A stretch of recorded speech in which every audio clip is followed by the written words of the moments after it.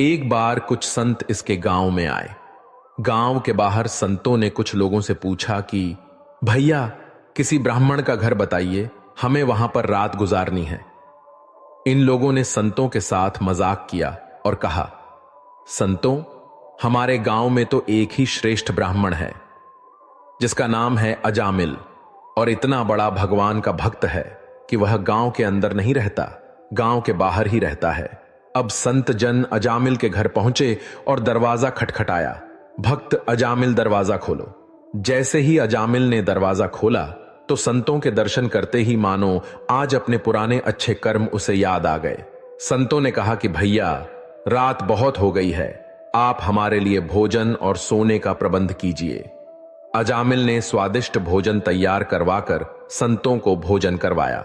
जब अजामिल ने संतों से सोने के लिए कहा तो संत कहते हैं, भैया, हम प्रतिदिन सोने से पहले कीर्तन करते हैं, यदि आपको समस्या न हो तो हम कीर्तन कर लें। अजामिल ने कहा, आप ही का घर है महाराज, जो दिल में आए सो करो। संतों ने सुंदर कीर्तन प्रारंभ किया और उस कीर्तन में अजामिल बैठा। सारी रात कीर्तन चला और अजामिल की आंखों से खूब आंसू गिरे, मानो आज आंखों से आंसू नहीं, पाप धुल गए हैं। सारी रात भगवान का नाम लिया। जब सुबह हुई, संतजन चलने लगे तो अजामिल ने कहा, महात्माओं, मुझे क्षमा कर दीजिए, मैं कोई भक्त वक्त नहीं हूं, मैं तो एक महापापी हूं। मैं वैश्या के साथ रहता हूं और मुझे गांव से बाहर निकाल दिया गया है। केवल आपकी सेवा के लिए मैंने आपको भोजन करवाया और मुझसे बड़ा पापी कोई नहीं है। संतों ने कहा, अरे अजामिल, तूने यह बात हमें कल क्यों नहीं बताई? हम तेरे घर में रुकते ही नहीं। अब तूने हमें आश्रय दिया है तो चिंता मत कर। यह बता, तेरे घर में कितने बालक हैं? अजामिल ने बता दिया कि महाराज, 9 बच्चे हैं और अभी यह गर्भवती है। संतों ने कहा कि इस बार जो तेरे संतान होंगी वह पुत्र होगा और उसका नाम नारायण रखना। जा, तेरा कल्याण हो जाएगा। संत जन आशीर्वाद देकर चले गए। समय बिता और उसके पुत्र हुआ। उसका नाम रखा नारायण। अजामिल अपने नारायण पुत्र में बहुत आसक्त था।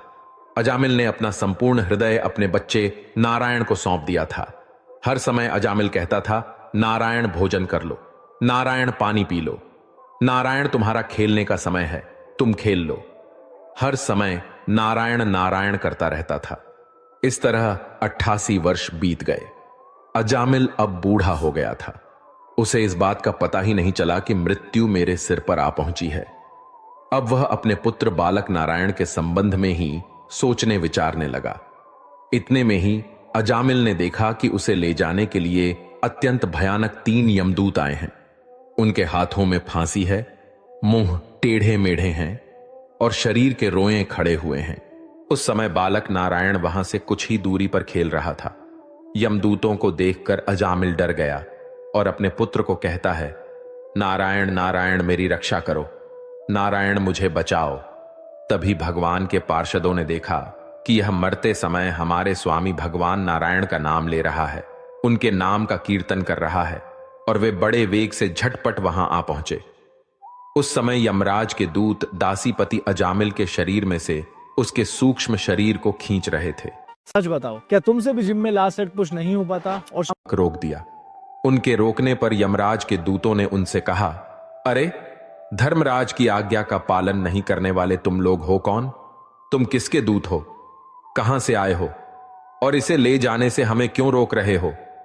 जब यमदूतों ने इस प्रकार कहा, तब भगवान नारायण के आज्ञाकारी पार्षदों ने हंसकर कहा, यमदूतों, यदि तुम लोग सचमुच धर्मराज के आज्ञाकारी हो तो हमें धर्म का लक्षण और धर्म का तत्व सुनाओ। दंड का पात्र कौन है? वेदों ने जिन कर्मों का विधान यमदूतों ने कहा किया है वे धर्म हैं, और जिनका निषेध किया है वे अधर्म हैं। वेद स्वयं भगवान के स्वरूप हैं। वे उनके स्वाभाविक श्वास प्रश्वास एवं स्वयं प्रकाश ज्ञान हैं, ऐसा हमने सुना है। पाप कर्म करने वाले सभी मनुष्य अपने अपने कर्मों के अनुसार दंडनीय होते हैं यमदूतों।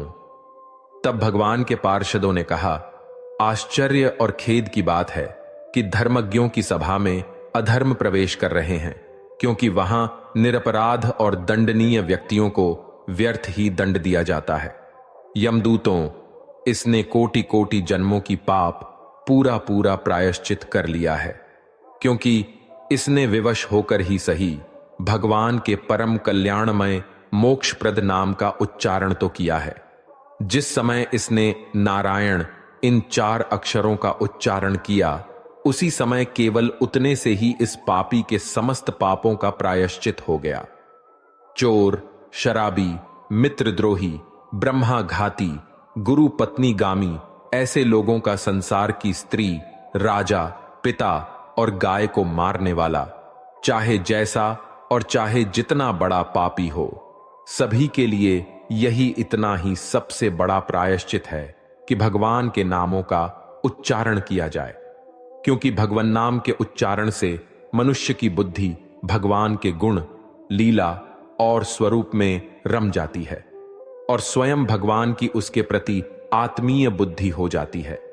सारे तुम लोग अजामिल को मत ले जाओ, इसने पापों का प्रायश्चित कर लिया है, क्योंकि इसने मरते समय भगवान के नाम का उच्चारण किया है। इस प्रकार भगवान के पार्षदों ने भागवत धर्म का पूरा पूरा निर्णय सुना दिया और अजामिल को यमदूतों के पाश से छुड़ाकर मृत्यु के मुख से बचा लिया। भगवान की महिमा सुनने से अजामिल के हृदय में शीघ्र ही भक्ति का उदय हो गया। अब उसे अपने पापों को याद करके बड़ा पश्चाताप होने लगा। अजामिल मन ही मन सोचने लगा, अरे मैं कैसा इंद्रियों का दास हूं। मैंने एक वेश्या के गर्भ से पुत्र उत्पन्न करके अपना ब्राह्मणत्व नष्ट कर दिया। यह बड़े दुख की बात है। धिक्कार है मुझे। मैं संतों के द्वारा निंदित हूं, पापात्मा हूं। मैंने अपने कुल में कलंक का टीका लगा दिया। मेरे मां बाप और तपस्वी थे, मैंने उनका भी परित्याग कर दिया। और मैं कितना कृतघ्न हूं। मैं अब अवश्य ही अत्यंत भयावह नरक में गिरूंगा, जिसमें गिरकर धर्मघाती पापात्मा कामी पुरुष अनेकों प्रकार की यम यातना भोगते हैं। कहां तो मैं महाकपटी, पापी, निर्लज्ज और ब्रह्म तेज को नष्ट करने वाला, तथा कहां भगवान का वह परम मंगलमय नारायण नाम। सचमुच मैं तो कृतार्थ हो गया। अब मैं अपने मन, इंद्रिय और प्राणों को वश में करके ऐसा प्रयत्न करूंगा कि फिर अपने को घोर अंधकार में नरक में न डालूं। मैंने यमदूतों के डर से अपने पुत्र नारायण को पुकारा और भगवान के पार्षद प्रकट हो गए। यदि मैं वास्तव में नारायण को पुकारता तो क्या आज श्री नारायण मेरे सामने प्रकट नहीं हो जाते। अब अजामिल के चित्त में